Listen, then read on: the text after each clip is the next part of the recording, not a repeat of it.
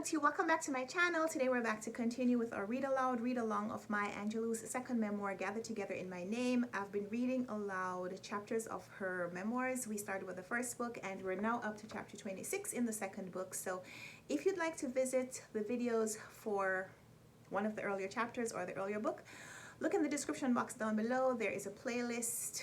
There are two playlists linked down there. You can go check out earlier videos. Like I said, we're up to chapter 26, which in this edition of the book begins on page 158. We are at the point where Maya Angelou has just met an older man. So we're about to visit one of her romances, perhaps, and I'm here for that. So I hope you'll read along with me. If you have a copy of the book, read along with me. Otherwise, you can just listen to me read chapter 26. And it goes like this. For the next 3 weeks, I rode the California highways with LD. I met Dimples in Fresno, and Helen in Merced, and Jackie and Lil in Mendota and Fireball, and a few women who had cabins along the road with access to the transient field workers. LD continued making generous gifts, saying business was good. I never asked him what business it was, and he never offered any information. I didn't have to fend off his advances, since he didn't make any. Desire for him grew in direct proportion to his indifference. I experimented with every ploy I could dream up. He had revealed to me that he didn't read books, so I tried to impress him with my great love of learning. He liked straight shooters, so one night I told him how much I cared. He had pity for me, an unmarried mother. I cried out my aching loneliness. Nothing fazed him or prodded him into taking me in his arms. The restaurant had become a larger bore than a lifetime in the Gobi Desert, and I found no enjoyment in my books or playing with my son. All life funneled down to one smile, one man's soft, quiet, "Good evening, Rita. How you doing tonight?" "Here's $100. The bills fanned out from his fingers. "Oh, I couldn't take that much." "I want you to go shopping and buy some different clothes. You dress too old. You ought to dress your age. You're young. Buy some low shoes and anklets, some blouses and pretty colored skirts, and put a bow ribbon in your hair." I hadn't worn socks in years and had hated them then. They made my already long legs look longer. But LD asked. When he saw me in the schoolgirl outfit, he said I was his Bobby sock baby, and he was going to give me a special gift. On my next day off, he took me to the city. "This is not business this time. It's just for you. I'm going to give you what you've been wanting." He smiled and patted my cheek, and I would have thought it a privilege to die for him. San Francisco's South of Market area was a mystery land where homeless drunks loitered before the dirty windows of liquor stores. Pawn shops, glaring signs, promised to exchange money out of proportion for goods. People I knew only went south of Market to reach the SB railway station or to pay bills at some of the location's loan offices. LD guided his car down the dank streets, and I, snuggled at his side, wished the ride would never end. On the highway, he had said I was the sweetest little thing he'd ever seen and praised me for wearing the high school clothes that he preferred. I was his Bobby sock baby, and he was going to make me so happy I'd cry. I held precariously to the grateful tears that gathered behind my lids. When he stopped the car and kissed me gently, long and loving, my body pressed to be rid of the prison of skin. Skid Row's broken glass might have been rose petals, and the arid smell of secondhand alcohol was India's most hypnotizing incense. LD rang the bell at a grill door and called out his name. The door opened automatically, and I followed him up dim, carpeted stairs. When he nodded to me, I heeled in the shadows. He walked down the hall where a light gleamed over a half door. I heard whispers, then he came back to me, jangling a key. The energy of passion carried me over the room's threshold and threw me across the bed. LD sat patiently beside me and spoke quietly.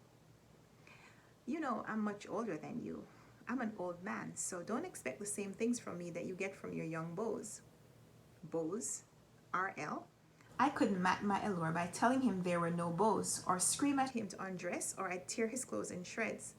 I forced my eyes closed and waited. He kissed me, and the tears I had held in the car came unfastened. LD held me as if I were made of feather. "Daddy's baby is scared, huh? Well, Daddy won't hurt his baby. Get undressed and wash up so we can lie down. I had a bath before we left Stockton. He whispered, wash over there in that face bowl. Daddy's going to love his baby. I spent the next month metamorphosizing from Miss Insecure to Bobby Sock Baby. Being loved by an older married man gave me a youth I'd never known. I giggled into my Kleenex, fluttered my eyelashes, and fairly gambled over the greensward. At midnight, when I doffed the cook's apron and washed my face and arms, I flew, anklets sparkling white, into the arms of my garbadined lover. We went to chicken suppers in San Francisco, where I hoped and feared the stubble-bearded gamblers in the back room would recognize me as Vivian's daughter who made good. The grass I'd brought from San Francisco was holding out. I disciplined myself. One joint on Sunday and one on the morning of my day off. The weed always had an intense and immediate effect. Before the cigarette was smoked down to roach length, I had to smother my giggles. Just to see the falling folds of the curtains or the sway of a chair was enough to bring me to audible laughter. After an hour, the hysteria of the high would abate, and I could trust myself in public. One day off, LD took me and my son for a picnic in the country. He had arrived early at my house, but I got ready quickly and we went to pick up the baby. From the car windows, I watched the farm rows. They ran toward the road as if to intercept it. It amused me that the neat lines marched up and fell away to be replaced by others, which in turn were themselves replaced. They had the show business precision of a drill team on parade. The thought of cotton rows practicing routines at night when everyone was asleep tickled my funny bone. A small blob of laughter curdled in the back of my throat and rolled over my tongue. I wanted to explain the joke to LD, but there was no time. The chuckle was out. My laughter triggered the babies, and he joined me. The whole thing was getting funnier. I tried to control myself, but each time I looked at LD's disapproving face, I climbed to a new height of hilarity. When he stopped the car, the contractions were beginning to ease. We unloaded the car silently and spread a blanket I'd taken from my bed. When we settled, he said, "You've been smoking gauge, haven't you?" "Yes." I wasn't ashamed to admit it. "How long have you been smoking?" "About a year." He took my hand and held it tightly. "Do you know that junk can kill your nature?" I had never heard that. "No." "Well, let me tell you something. It's gauge that's breaking up my marriage." He stroked my hand. "My silly-dilly wife stopped letting me have any, and she goes around laughing and giggling all the time. I've told her that I can't go on much longer. I'd hate to lose you too, Rita, just after I found you." I thought he was sincere, and I was sorry I'd upset him. I didn't need to think long. The pot had been important when I was alone and lonely, when my present was dull and the future uncertain. Now I had a man who talked sweet to me, made excruciatingly good love to me, considered my baby, and was going to make me his wife. "LD, when you take me home, I'll throw the rest in the toilet." He grinned and touched my face. "You're my Bobby Sock baby. Now let's see what we have to eat." As we picnicked, he continued talking about his wife. I hadn't expected to find my prince without encumbrances. "She's a millstone around my neck. Sometimes I stay all night in the gambling house just to keep away from her evil mind and sharp tongue." "Why do you stay with her, LD?" "She's older than I am, and she was good to me once. I never once forget a favor. Can't afford to. Now she's sickly. When I get on my feet, I'm going to send her back home to her folks." He waited a minute, then took my face in his hands. "You're such a sweet baby, Rita. Let's don't talk about it anymore." I admired his restraint. The naturally lonely person does not look for comfort in love, but accepts the variables as due course. I thought I was making him happy. In any case, I would have done anything to win a smile or hear him laugh and pat my cheek. The job had become so very tiresome. If I didn't have to work, we could spend more time together. I loved the movies, and we'd never been. Also, I wanted to get into a dance class so I wouldn't get rusty. I knew it was a matter of time before he'd catch on to my hints about the job and order me to quit. I would get an apartment and furnish it with the ragingly popular blonde furniture.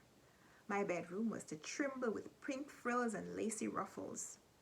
My sons would be painted yellow and white with decals of happy animals climbing the walls, expensive toys stacked neatly in a corner, and he would sit at a cute little table learning from clever, educative books. Home-baked breads would give the kitchen a solid country air, and after my family had eaten and the baby was fast asleep, I would lie on my scented bed as LD loved his baby in the darkness. 3 days passed, and LD didn't come to the restaurant. I was jittery with worry. He told me where he lived when he told me how hateful and lacking in understanding his wife was, but I didn't know the telephone number. Gamblers protect themselves from borrowers by having unlisted telephones. Before and after work, I walked by the gambling joints looking for his car, then past his 2-story house, which sat back in a yard of tended rose bushes. Ideas of all sizes and degrees of madness plagued me. He might have had an accident, fatal, or he might have had a heart attack, fatal. He might have tired of me and found someone else. I hastily discarded that one. It was better to picture him in a lovely coffin, his small face narrowed by death and his thin lips at peace. Baby, Daddy didn't mean to worry you. Although his face was lined with exhaustion and he hadn't shaved, he looked beautiful.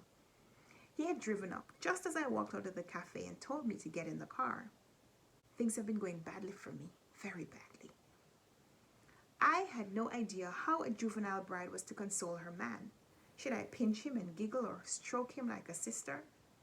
I've been gambling for 3 days and I lost everything. Now I could say it. You got me, LD. He didn't hear me. I lost over $5,000. I nearly screamed. There wasn't that much money anywhere except in banks. He could have bought me a house with $5,000. And I'm up to my neck. I was trying to win enough money, he turned away, to divorce that old hag I'm married to and send her back to Louisiana. Then you and I could be together forever. I knew it. He did want to marry me. I put my hand on his cheek and pulled him back to face me. I don't mind waiting, darling. I had to reassure him to erase his deep worry. As long as I know you care. But, you see, I may have to go away. I owe the big boys over $2,000 and they don't play. My God, the mob? I read the papers and had seen enough movies to know they'd take him for a ride and blow his brains out. Where would you go? Anything but to see him killed. I used to work for some white folks in Shreveport, rich ones. I telephoned them and asked for a loan. They said all right, but the wife said I'd have to come back to work for them. Old hot-tailed bitch, I know what she wants. What does she want? I knew and hated her immediately. She nearly got me lynched. Says she's in love with me and don't care who knows it. You know how Southern women are. I didn't know about the women, but I knew LD was the greatest lover in the world, and if white men were as sad as I'd heard, I could believe the old bitch was in love with him. How old is she? Be about 25 now, I guess. I haven't seen her for 3 years. Old? I thought he had meant wrinkled, yellow fingernailed old. Why, that bee probably tried to make him enjoy having sex with her. She probably wriggled and moaned under him just as I did. You can't go back there, LD. You might get killed. I've got to do something. This is the time I need a good woman. He had leaned back against the door. But I'm a woman, LD. You're a little girl. Sweet as sugar, but a little girl. I mean, somebody who can make some money and in a hurry. My salary was $60 a week, and I paid $20 for the babysitter, $15 for my room, $5 extra for the baby's milk and laundry. I had the right to take all my meals in the restaurant, and that would save cutting into the $20 left. I had enough clothes, thanks to LD, but what good was $20 against $5,000? When Head Up had a little trouble with the big boys last month, his wife went to a house in Santa Barbara and made $500 the first week. In a month, he was clear. Doing what? He still thought I was a square.